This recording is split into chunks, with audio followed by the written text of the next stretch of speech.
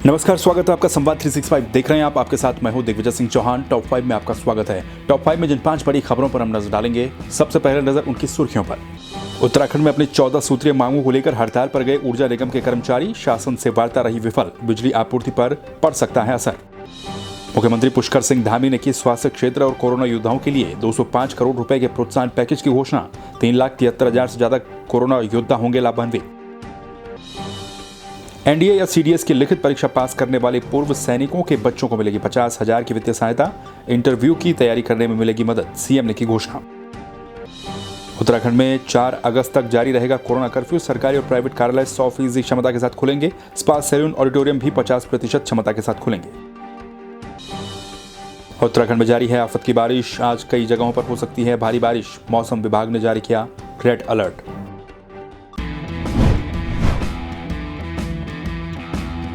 तो चलिए सबसे पहले बात कर लेते हैं आज की टॉप स्टोरी की। टॉप स्टोरी में आज बात करेंगे ऊर्जा निगम के कर्मचारियों की हड़ताल की। दरअसल देर रात 12 बजे से ऊर्जा निगम के कर्मचारी अपनी 14 सूत्रीय मांगों को लेकर हड़ताल पर चले गए हैं। तीनों निगम जो हैं और तीनों निगम के जो कर्मचारी हैं, उनकी कल सोमवार को दिन भर शासन के साथ बातचीत चलती रही। कई स्तर पर बातचीत हुई, सचिव स्तर पर बातचीत हुई, मुख्य सचिव स्तर पर बातचीत हुई, लेकिन बातचीत विफल रही, फेल साबित हुई। कोई भी निष्कर्ष इस बातचीत में निकल नहीं पाया। जो ऊर्जा निगम है उसके जो कर्मचारी और अधिकारी हैं वो अपनी 14 सूत्रीय मांगों को लेकर अड़े हुए हैं, जिन पर कोई बात नहीं बनी। तो उसके बाद ऊर्जा निगम के जो कर्मचारी अधिकारी हैं, जो उनका संघ है, उन्होंने फैसला लिया कि रात को 12 बजे के बाद वो लोग हड़ताल पर चले जाएंगे। अब वो लोग रात के 12 बजे के बाद से हड़ताल पर हैं। कोई भी कर्मचारी और अधिकारी काम नहीं करेगा। इससे जाहिर सी बात है कि जो बिजली आपूर्ति है उस पर असर पड़ने की संभावना भी जताई जा रही है। हालांकि ये कहा जा रहा था कि देर रात तक सरकार अगर कुछ फैसला ले ले, शासन अगर कुछ स्टैंड ले ले तो इस हड़ताल को टाला जा सकता है, लेकिन ऐसा नहीं हुआ। और इसके चलते वो उत्तराखंड के जो तीनों ऊर्जा निगम है, इनकी सचिव और मुख्य सचिव से बातचीत विफल होने के बाद अब उत्तराखंड विद्युत अधिकारी कर्मचारी संयुक्त मोर्चा ने सोमवार रात को 12 बजे से अपनी हड़ताल शुरू कर दी है। इसके तहत अब न तो यूजेवीएनएल के विद्युत ग्रहों पर कर्मचारी काम करेंगे और न ही बिजली से जुड़ी किसी भी गतिविधि में अपना सहयोग करेंगे। यानी कि जो यूजेवीएनएल के पावर हाउस हैं उनमें कर्मचारी काम नहीं करेंगे और बिजली से जुड़ी हुई किसी भी गतिविधि में अपना सहयोग नहीं करेंगे। तो समझाने के लिए दिन भर बातचीत चलती रही, लेकिन कोई हल इसका नहीं निकल पाया, निष्कर्ष नहीं निकल पाया, जिसके चलते 14 सूत्रीय मांगों को लेकर अब यूपीसीएल, यूजेवीएनएल और पिटकुल के 10 संगठनों के करीब 3500 से भी ज्यादा कर्मचारी और अधिकारी हैं जो कि हड़ताल पर चले गए हैं। तो हड़ताल क्यों हो रही है, क्या मांगे हैं, उस पर भी थोड़ी सी नजर डाल लीजिए। इनकी मांग जो है वो 14 सूत्रीय मांगे हैं, अलग अलग मांगे हैं। इनमें महत्वपूर्ण पुरानी पेंशन व्यवस्था की बहाली करना, एसीसी ग्रेड पे संविदा कर्मियों का नियमितकरण, इस तरह की कुल 14 मांगे हैं जिनको लेकर के जो ऊर्जा निगम के कर्मचारी हैं वो लगातार सरकार से बातचीत कर रहे थे, शासन से बातचीत कर रहे थे, लेकिन बातचीत विफल होने के बाद हड़ताल पर चले गए हैं। जाहिर सी बात है कि बिजली की आपूर्ति पर या फिर बिजली से जुड़ी हुई तमाम, जिस तरह की मानसून का सीजन है, लगातार बारिश हो रही है, ऐसे में कोई दिक्कत होती है तो उस पर जाहिर सी बात है उस पर असर पड़ने की संभावना भी इस वक्त नजर आ रही है। चलिए अब अगली खबर पर नजर डालते हैं। अगली खबर उत्तराखंड के मुख्यमंत्री पुष्कर सिंह धामी से जुड़ी हुई। कोरोना काल में जो स्वास्थ्य क्षेत्र से जुड़े हुए कर्मचारी रहे हैं या फिर जिनको हम कोरोना वॉरियर्स कहते हैं, उन्होंने अपना बेहद शानदार काम किया। इसको देखते हुए एक सम्मान समारोह का आयोजन किया गया था जिसमें कोरोना वॉरियर्स को सम्मानित किया गया। मुख्यमंत्री पुष्कर सिंह धामी ने घोषणा की है एक प्रोत्साहन पैकेज की। जो कोरोना योद्धा हैं या फिर स्वास्थ्य क्षेत्र से जुड़े हुए जो लोग हैं उनके लिए 205 करोड़ रुपए के प्रोत्साहन पैकेज की घोषणा उत्तराखंड के मुख्यमंत्री पुष्कर सिंह धामी ने की है। ये बताया जा रहा है कि इस प्रोत्साहन पैकेज से करीब 3,73,568 जो कोरोना योद्धा हैं उनको लाभ मिलेगा, वो लाभान्वित होंगे। मुख्यमंत्री ने कहा कि कोरोना जैसी वैश्विक लड़ाई में प्रदेश के स्वास्थ्य विभाग के अधिकारियों, चिकित्सकों, पैरामेडिकल स्टाफ, चतुर्थ श्रेणी के कर्मचारी या फिर अन्य कर्मचारियों ने दिन रात काम किया है और इसकी वित्तीय रूप से भरपाई करना संभव नहीं है। फिर भी राज्य सरकार ने ऐसे कर्मियों के प्रोत्साहन के लिए एक प्रोत्साहन राशि का पैकेज ऐलान करने की घोषणा की है। तो सोमवार को मुख्यमंत्री आवास में क्योंकि राज्य स्तरीय कोरोना योद्धा सम्मान समारोह आयोजित किया गया था, जिसकी तस्वीरें भी आप देख सकते हैं, तो इसी सम्मान समारोह में यह कहा गया कि अब इस पैकेज में क्या होगा वो जान लीजिए। आशा और आंगनबाड़ी जो कार्यकर्तियां हैं इनको आगामी 5 महीनों तक 2-2 हज़ार रुपये प्रतिमाह दिए जाएंगे।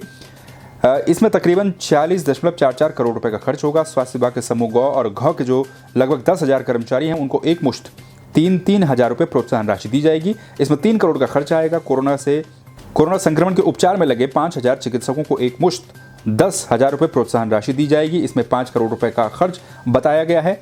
इसके अलावा मुख्यमंत्री ने इस दौरान कहा कि सरकार 1,120 आशा कार्यकर्तियों को टैबलेट भी देगी, जिसमें लगभग 1.92 करोड़ रुपए का खर्च आएगा। तो मुख्यमंत्री ने यह भी कहा कि प्रदेश में जो स्वास्थ्य सेवाएं हैं, जो व्यवस्थाएं हैं, उनको दुरुस्त करने की कोशिश की जा रही है। इसके तहत हरिद्वार पिथौरागढ़ में मेडिकल कॉलेजों की स्थापना भी की जाएगी। सरकार दोनों कॉलेजों के लिए 70 करोड़ रुपए की धनराशि देगी। तो इसके अलावा सरकार सभी जो कर्मचारी हैं उनमें रोग प्रतिरोधक क्षमता बढ़ाने के लिए होम्योपैथिक और आयुर्वेदिक दवाओं की किट भी उन्हें वितरित करेगी। इस पर 1.21 करोड़ रुपए का खर्चा आएगा। तो ये 205 करोड़ रुपए के प्रोत्साहन पैकेज की घोषणा मुख्यमंत्री ने की है। इसके अंतर्गत क्या क्या चीजें होंगी वो आपने जानी।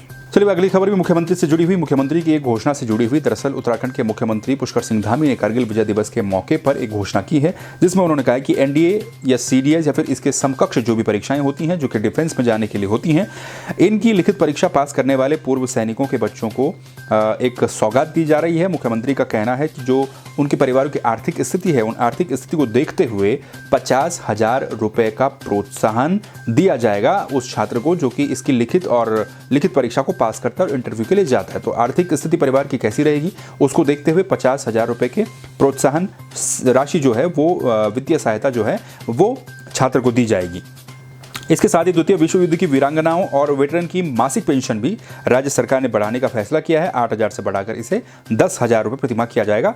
इसका फायदा करीब 800 परिवारों को मिलेगा। तो मुख्यमंत्री पुष्कर सिंह धामी ने कारगिल विजय दिवस के मौके पर यह घोषणा की है। गांधी पार्क के शहीद स्मारक पर वो पहुंचे, जहां पर उन्होंने शहीदों को नमन किया और कहा है कि सरकार जो पूर्व सैनिक है उनके कल्याण के लिए लगातार वचनबद्ध है, प्रतिबद्ध है। इसके अलावा मुख्यमंत्री ने यह भी कहा है कि सैनिक और पूर्व सैनिकों के बच्चों को पढ़ाई में सहूलियत मिले, इसके लिए हल्द्वानी में एक छात्रावास का निर्माण किया जाएगा। गढ़वाल कुमाऊं में वीर नारियों और वीर पदक से अलंकृत सैनिकों के सम्मान में समारोह भी आयोजित लगातार किए जाएंगे। सैन्य धाम के बारे में भी उन्होंने कहा है कि इसमें सभी जरूरी चीजों का इंतजाम किया जा रहा है। जल्द ही जो सैन्य धाम है वो आकार अपना लेने लगेगा।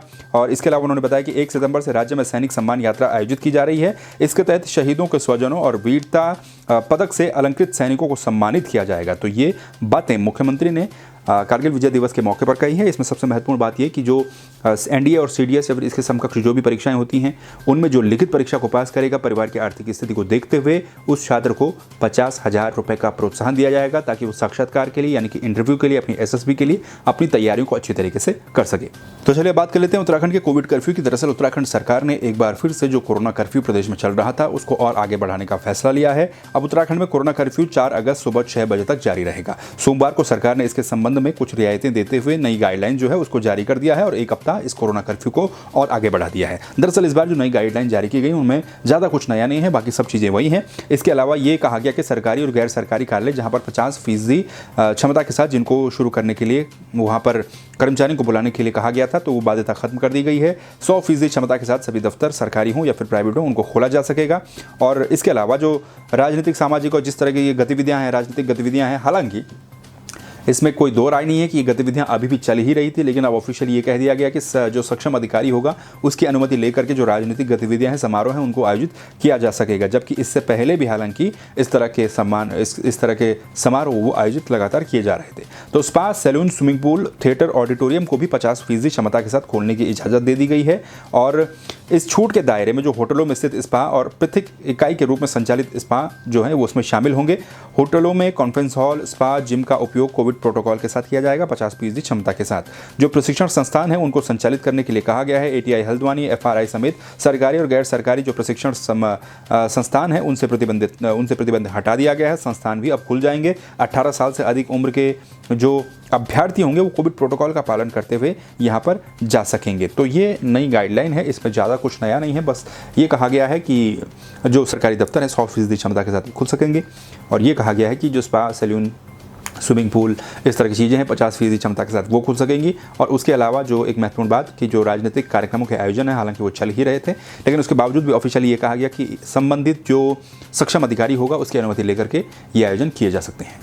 चलिए बात कर लेते हैं उत्तराखंड के मौसम की। उत्तराखंड में लगातार हो रही बारिश की। दरअसल उत्तराखंड में पिछले कुछ दिनों से लगातार बारिश चल रही है। बारिश के चलते जनजीवन पूरी तरह से अस्त व्यस्त है। पहाड़ी इलाकों में कई सड़कें अभी भी बंद हैं। सड़कों पर लगातार भूस्खलन की खबरें सामने आ रही हैं, जिसके चलते कई मार्ग अभी भी बंद हैं। अगर हम बात करें आगे मौसम किस तरह से रहेगा, तो उस पर अगर हम नजर डालें तो मौसम विभाग का ये अनुमान है कि आज यानी कि मंगलवार को मौसम कई जगहों पर बहुत तेजी के साथ बरस सकता है, यानी कि तेज बारिश कई जगहों पर हो सकती है। इसके लिए रेड अलर्ट जारी किया गया है।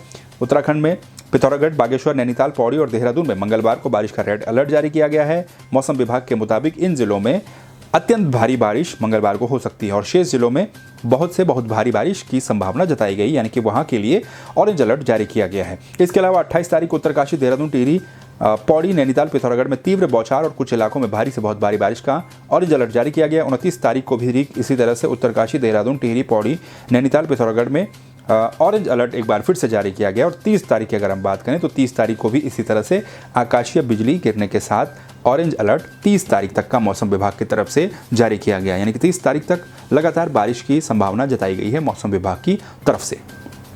ये थी उत्तराखंड की अभी तक की टॉप 5 खबरें। इन खबरों को लेकर आप क्या सोचते हैं, अपनी राय आप कमेंट करके दे सकते हैं। खबरों को देखने के लिए संवाद 365 को सब्सक्राइब कर दीजिए, बेल आइकन दबाइए ताकि कोई भी खबर आए तो आप तक पहुंचे, मिस ना हो। और देखते रहिए संवाद 365। फिर मिलेंगे नई खबरों के साथ, तब तक के लिए नमस्कार।